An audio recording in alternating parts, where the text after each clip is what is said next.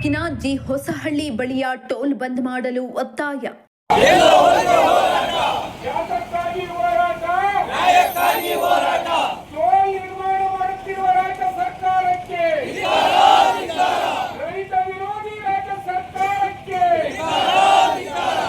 ರಾಜ್ಯ ರೈತ ಸಂಘದ ಜಿಲ್ಲಾಧ್ಯಕ್ಷ ಎ ಗೋವಿಂದರಾಜು ನೇತೃತ್ವದಲ್ಲಿ ಪ್ರೊಟೆಸ್ಟ್.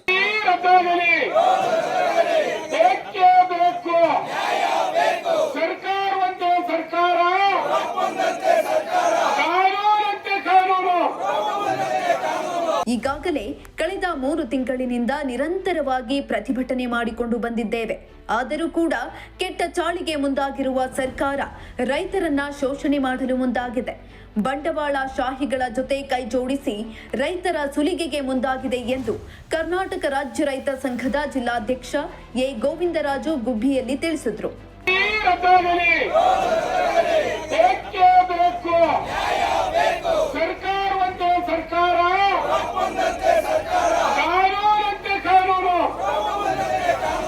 ತಾಲೂಕಿನ ಜಿ ಹೊಸಳ್ಳಿ ಬಳಿಯ ಟೋಲ್ ಬಂದ್ ಮಾಡುವಂತೆ ಒತ್ತಾಯಿಸಿ ನಡೆದ ಬೃಹತ್ ಪ್ರತಿಭಟನೆಯಲ್ಲಿ ಮಾತನಾಡಿದ ಅವರು, ಬಿಟ್ಟಿ ಭಾಗ್ಯಗಳನ್ನ ಕೊಟ್ಟು ಅಲ್ಲಿ ಆಗುವ ಅನಾಹುತಗಳಿಂದ ತಪ್ಪಿಸಿಕೊಳ್ಳಲು ರೈತರ ಮೇಲೆ ದಬ್ಬಾಳಿಕೆ ಮಾಡಿ ರಸ್ತೆಗಳಲ್ಲಿ ಸುಂಕ ವಸೂಲಿ ಮಾಡುವ ಮೂಲಕ ಸರ್ಕಾರ ತಪ್ಪು ಮಾಡುತ್ತಿದ್ದು, ಯಾವುದೇ ಕಾರಣಕ್ಕೂ ಇಲ್ಲಿನ ಟೋಲ್ ಪ್ಲಾಜಾ ನಡೆಸಲು ಬಿಡುವುದಿಲ್ಲ ಎಂದು ತಿಳಿಸಿದರು.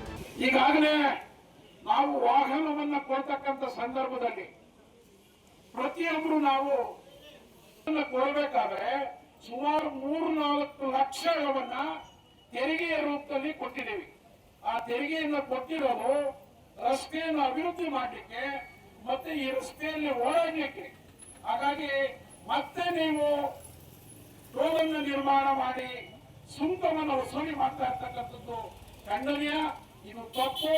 ಇದು ಈ ಮೂಲಕ ನೀವು ಜನರನ್ನ ತೆರಿಗೆ ಪಾವತಿ ಮಾಡ್ತಕ್ಕಂಥ ಸಾರ್ವಜನಿಕರನ್ನ, ರೈತರನ್ನ ನೀವು ಶೋಷಣೆ ಮಾಡ್ತಕ್ಕಂಥ ಕೆಲಸವನ್ನ ಮಾಡ್ತೀರಿ.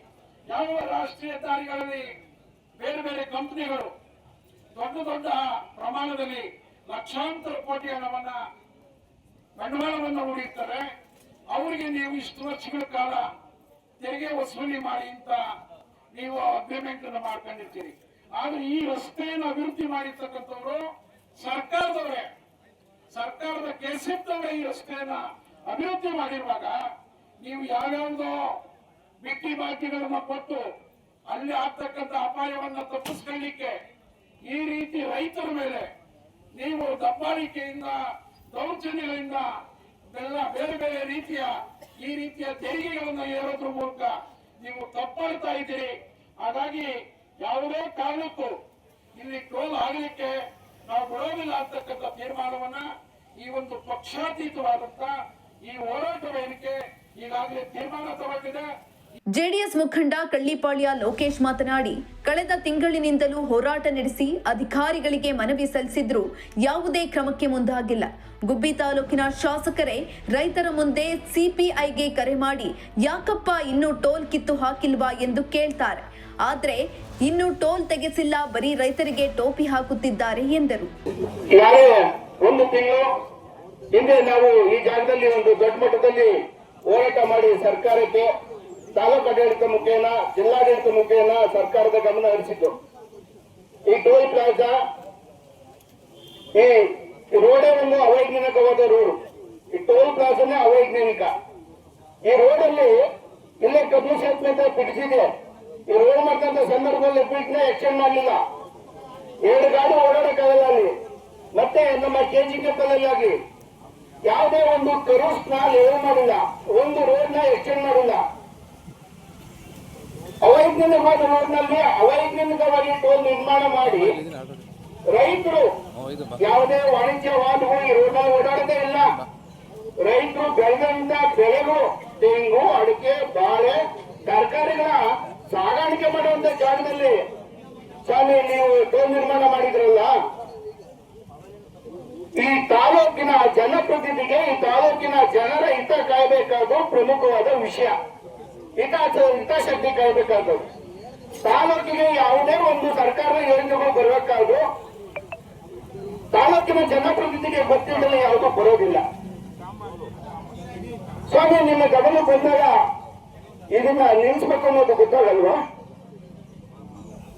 ಈ ರೋಡಲ್ಲಿ ರೈತರ ಮುಖಂಡರು, ರೈತಾಪಿ ವರ್ಗ ಓಡಾಡುವಂತ ಕೂಲಿಕರು ಓಡಾಡುವಂತ ಜಾಗ ಇದು. ಇಂತಹ ರೋಡ್ನಲ್ಲಿ ಏನ್ ಇವತ್ತು ಅವೈಜ್ಞಾನಿಕವಾಗಿ ಟೋಲು ನಿರ್ಮಾಣ ಆಗಿದೆ. ಇದರ ವಿರುದ್ಧ ಹೋರಾಟ ನಿರಂತರವಾಗಿರುತ್ತೆ. ಯಾವುದೇ ಕಾರಣದಲ್ಲಿ ಟೋಲು ಆಗೋದಕ್ಕೆ ಬಿಡೋದಿಲ್ಲ. ಮುಂದೆ ನಾವು ಸಂಬಂಧಪಟ್ಟವರಿಗೆಲ್ಲ ಮನವಿ ಮಾಡ್ತೀವಿ. ದಯವಿಟ್ಟು ನಮ್ಮ ರಂಗನವರು ಹೇಳಿದಂಗೆ ನಮ್ಮ ತಾಲೂಕಿನ ಜನಪ್ರತಿನಿಧಿ ಬಂದು ದಯವಿಟ್ಟು ತಾವು ರೈತ ಮುಖಂಡಗಳೆಲ್ಲ ಮೊನ್ನೆ ಹೋದಾಗ ಪಾಪ ನಮ್ಮ ಸರ್ಕಲ್ ಇನ್ಸ್ಪೆಕ್ಟರ್ ಫೋನ್ ಮಾಡಿ ಹೇಳ್ತಾರಂತೆ, ಯಾಕಪ್ಪ ಕಿತ್ತಾಕಿಲ್ಲ ಇನ್ನ ಅಂತ. ಈ ಸರ್ಕಾರದ ಯೋಜನೆನ ಸರ್ಕಾರದ ಅಧಿಕಾರಿ ಕಿತ್ತಾಕ ಆಗುತ್ತಾ ಅಂತ ಅನ್ನೋ ಒಂದು ಸಾಮಾನ್ಯ ಜ್ಞಾನ ಇರ್ಬೇಕಲ್ವಾ? ಆಗುತ್ತಾ ಅವ್ರ ಕೈಲಿ ಕಿತ್ತಾಕಕ್ಕೆ? ಯಾಕೆ ಇಂತ ಎಲ್ಲ ಸುಮ್ಮನೆ ಜನಗಳು ಟೋಪಿ ಹಾಕುವಂತ ಕೆಲಸಗಳು ಯಾಕೆ ಮಾತಾಡ್ತೀರಾ? ದಯವಿಟ್ಟು ನೀವು ಬಂದು ನಿಂತ್ಕೊಂಡು ನಿಮ್ ಕೈ ಕಿತ್ತಾಕಿ ನಾವು ಈ 10 ನಿಮಿಷಕ್ಕೆ ಹಿಂದಂಗ್ ಮಾಡ್ತೀವಿ. ನೀವು ನಿಂತ್ಕೊಳ್ಳಿ, ನೀವು ಇಲ್ಲಿ 10 ನಿಮಿಷಕ್ಕೆ ಹಿಂದಂಗ್ ಮಾಡ್ತೀವಿ ನಾವು. ಜೆಡಿಎಸ್ ಮುಖಂಡ ಬಿಎಸ್ ನಾಗರಾಜು ಮಾತನಾಡಿ, ಸುಂಕ ವಸೂಲಾತಿ ಕೇಂದ್ರ ನಿರ್ಮಿಸಿ ರೈತರ ಜೇಬಿಗೆ ಕತ್ತರಿ ಹಾಕುವ ಸಂದರ್ಭದಲ್ಲಿ ನಮ್ಮ ಶಾಸಕರು ಎಲ್ಲಿ ಹೋಗಿದ್ದಾರೆ? ಸಣ್ಣ ಪುಟ್ಟ ಮಣ್ಣಿನ ರೋಡ್ಗೆ ಗುದ್ದಲಿ ಪೂಜೆಗಳು ನಡೆದರೂ ನಿಮ್ಮ ಗಮನಕ್ಕೆ ಬಾರದೆ ನಡೆಯುವುದಿಲ್ಲ. ಹೀಗಿರುವಾಗ ರಸ್ತೆಯಲ್ಲಿ ನಿರ್ಮಿಸಿರುವ ಈ ಟೋಲ್ ಗೇಟ್ ನಿಮ್ಮ ಗಮನದಲ್ಲಿ ಇಲ್ಲವಾ ಅಥವಾ ನಿದ್ದೆಯಲ್ಲಿ ಜಾರಿದ್ದೀರಾ ಎಂದರು. ನಮ್ಗೆ ಬೇಡವೇ ಬೇಡ, ಉಸುಲಿನಲ್ಲಿ ಮಾಡಬೇಡಿ. ನಮ್ಮ ರೈತರ ಹತ್ರ ರೈತರ ಜೋಬಿಗೆ ಕತ್ತರಿ ಹಾಕಬೇಡಿ ಅಂತ ಹೇಳ್ಬಿಟ್ಟು ಈ ಭಾಗದ ಜನಪ್ರತಿನಿಧಿಗಳು ಹಾಗೂ ರೈತ ಮುಖಂಡರುಗಳು, ರೈತ ಹೋರಾಟ ಇದಕ್ಕಿದ್ದಂಗೆ ದಿಢೀರ್ ಅಂತ ಹೇಳ್ಬಿಟ್ಟು ಇಲ್ಲಿ ಟೋಲ್ನ ಪ್ರತಿಷ್ಠಾಪನೆ ಮಾಡಕ್ ಬಂದಿದ್ದಾರೆ.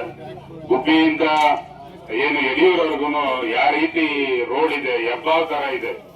ಎಷ್ಟು ಆಕ್ಸಿಡೆಂಟ್ಗಳು ಆಗ್ತವೆ ನಮ್ಮ ರೈತರುಗಳು ಬೈಕಲ್ಲಿ ಓಡಾಡುವಾಗ. ಸುಮಾರು ಜನ ಪ್ರಾಣವನ್ನ ಈ ರೋಡ್ ನಲ್ಲಿ ತೆತ್ತಿದ್ದಾರೆ. ಅದಕ್ಕೆಲ್ಲ ಯಾರು ಹೊಣೆ ಹೇಳಿ ನೋಡೋಣ. ನಮ್ಮ ರೈತರು ಪಾಪ ಈ ಗುಬ್ಬಿಗೆ ಒಂದ್ ದಿವಸಕ್ಕೆ 10 ಸಲ 20 ಸಲ ಓಡಾಡ್ತಿರ್ತಾರೆ. ತೋಟಕ್ಕೆ ಹೋಗ್ತೀವಿ, ಮತ್ತೆ ಏನೋ ಒಂದು ಅರ್ಜೆಂಟ್ ಇರ್ತದೆ, ಅವನು ಬಾಗ್ಲ ಹಾಕೊಂಡು ವಸೂಲಿ ಮಾಡ್ಕೊಂಡು ಬಿಡೋವರೆಗೂ ನಾವು ಕಾಯ್ಬೇಕಾಗತ್ತೆ. ಯಾಕೆಂದ್ರೆ ಗೊಬ್ಬರ ತರಕ್ ಹೋಗ್ಬೇಕು, ಅರ್ಜೆಂಟ್ ಏನೋ ಒಂದು ಟೀ ಕುಡಿಯಕ್ಕಾದ್ರೂ ಹೋಗ್ಬೇಕು ರೈತ. ಯಾವಾಗ್ಲೂ ಅವನು ಡೋರ್ ತೆಗೆಯೋವರೆಗೂ ಕಾಯ್ಕೊಂಡು ಕೂತ್ಕೊಂಡು ಅದೆಲ್ಲ ಅವೈಜ್ಞಾನಿಕವಾಗಿ ಇಲ್ಲಿ ಅವಶ್ಯಕತೆ ಇಲ್ಲ. ನಮಗೆ ಟೋಲ್ ಹಾಕ್ಯಂಡ್ ಹಾಳಾಗೋಗ್ಲಿ. ಹೈವೇನಲ್ಲಿ ಏನು ಸುಮಾರು ಹೈವೇಗಳಿದಾವೆ, ಕೋಟ್ಯಾಂತರ ರೂಪಾಯಿ ವಸೂಲಿ ಮಾಡ್ತೀರಾ. ಯಾಕೆ ರೈತರ ಜವಾಬ್ದಾರಿ ಕತ್ತರಿಬೇಕಾ ನಿಮ್ಗೆ? ಎಲ್ಲಿ ಹೋಗಿದ್ದಾರೆ ಈ ತಾಲೂಕಿನ ಶಾಸಕರು? ಎಲ್ಲೋ ಒಂದ್ ಕಡೆ ಒಂದು ಚಿಕ್ಕ ಒಂದು ಮಣ್ಣಿನ ರೋಡ್ಗೆ ಪೂಜೆ ಮಾಡಿದ್ರು ನಿಮ್ಗೆ ಸುದ್ದಿ ಬರ್ತದೆ. ನೀವು ಕಡಿದಲ್ಲೇ ಪೂಜೆನೇ ಮಾಡಂಗಿಲ್ಲ. ಎಲ್ಲ ಅನುದಾನಗಳು ನಿಮಗೆ ಗೊತ್ತಾಗ್ತದೆ. ಆದ್ರೆ ಇದೊಂದು ಟೋಲ್ ಆಗ್ತಿರೋದು ನಿಮಗೆ ಗೊತ್ತಿಲ್ವಾ? ಯಾಕೆ ಇಷ್ಟೊಂದು ಮೌನ ವಹಿಸಿರೋದು? ಜಾಣ ನಿದ್ದೆ ಯಾಕೆ ಮಾಡ್ತೀರಾ? ಗುಬ್ಬಿ ಶಾಸಕ ಎಸ್ಆರ್ ಶ್ರೀನಿವಾಸ್ ಕೆಆರ್ಐಡಿಎಲ್ ಅಧಿಕಾರಿಯನ್ನ ಪ್ರತಿಭಟನಾ ಸ್ಥಳದಿಂದ ಸ್ವಲ್ಪ ಮುಂದೆ ಕರೆದುಕೊಂಡು ಹೋಗಿ ಅವರಿಂದ ಮಾಹಿತಿಯನ್ನ ಪಡೆದುಕೊಂಡು ನಂತರ ಪ್ರತಿಭಟನೆ ಸ್ಥಳಕ್ಕೆ ಆಗಮಿಸಿ ಮಾತನಾಡಿದ ಅವರು, ಇಲ್ಲಿ ನಡೆಯುತ್ತಿರುವ ಟೋಲ್ ಗೇಟ್ ವಿಚಾರ ನನ್ನ ಗಮನದಲ್ಲಿಯೇ ಇಲ್ಲ. ನಾನು ವಿಚಾರ ಮಾಡಿದ ಹಾಗೆ 8 ಬಾರಿ ಟೆಂಡರ್ ಪ್ರಕ್ರಿಯೆ ನಡೆದು ಈಗ ಟೋಲ್ ಕೆಲಸ ಮಾಡಲು ಮುಂದಾಗಿದೆ ಎಂದು ಅಧಿಕಾರಿಗಳು ತಿಳಿಸಿದ್ದಾರೆ ಎಂದರು.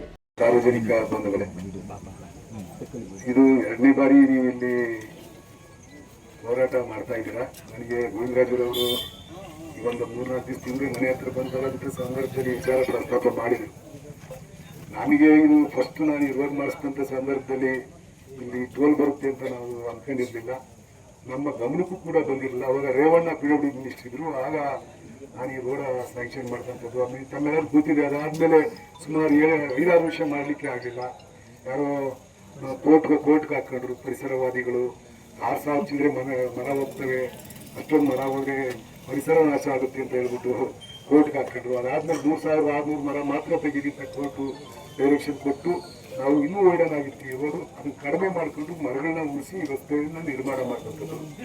ನಮಗೆ ಆ ರಸ್ತೆ ನಿರ್ಮಾಣ ಮಾಡ್ತಕ್ಕ ಸಂದರ್ಭದಲ್ಲಿ ಟೋಲ್ ಬರುತ್ತೆ ಅಂತ ನಮ್ದು ಚರ್ಚೆ ಇರಲಿಲ್ಲ, ಪರಿಕಲ್ಪನೆ ನಮ್ಗೆ ಇರಲಿಲ್ಲ. ಅದು ಯಾವ ಹಂತದಲ್ಲಿ ಇದು ಟೋಲ್ಗೆ ಇಂಪ್ಲಿಮೆಂಟ್ ಮಾಡಿರೋ ಗೊತ್ತಿಲ್ಲ. ಸುಮಾರು 8 ಸಾರಿ ಟೆಂಡರ್ ಕರೆದ್ರಂತೆ. ನಾನು ಈಗ ಇದ್ರ ಬಗ್ಗೆ ಇಲ್ಲಿ ಬಂದ ಮೇಲೆ ನಾನು ಇದ್ರ ಇನ್ಫಾರ್ಮೇಶನ್ ಆಗಿದ್ದು. 8 ಸಾರಿ ಟೆಂಡರ್ ಕರೆದಾರೆ. ಈಗೇನೋ ವರ್ಷಕ್ಕೆ 1 ಕೋಟಿಗೇನೋ ಟೆಂಡರ್ ಆಗಿದೆ ಅಂತ 8 ಸಾರಿ ಹಾಕಿದ್ಲು. ಈಗೇನೋ ಹಾಕಿವ್ರಿ ಅಂತ ಹೇಳಿದ್ದಾರೆ. ಈಗ ನೀವು ಕೂಡ ಹೋರಾಟ ಮಾಡ್ತಾ ಇದ್ದೀರಾ. ನಾನು ಅವ್ರಿಗೆ ಹೇಳ್ತೀನಿ, ಈಗ ಒಂದು 15 ಡೇಸ್ ನೀವು ಟೋಲ್ ಕಲೆಕ್ಟ್ ಮಾಡಬೇಡ್ರಿ. ನಾನು ಇದ್ರ ಸಾಧ್ಯತೆಗಳನ್ನ ನಾನು ಕೂಡ ಮೇಲ್ಮಟ್ಟದಲ್ಲಿ ಚರ್ಚೆ ಮಾಡಬೇಕಾಗುತ್ತೆ.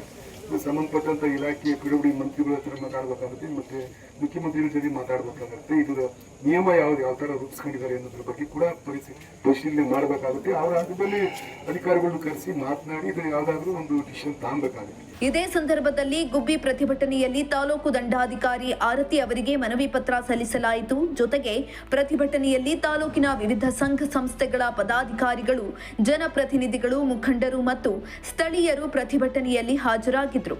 ದೇವರಾಜು, ಪ್ರಜಾಶಕ್ತಿ ಟಿವಿ, ಗುಬ್ಬಿ.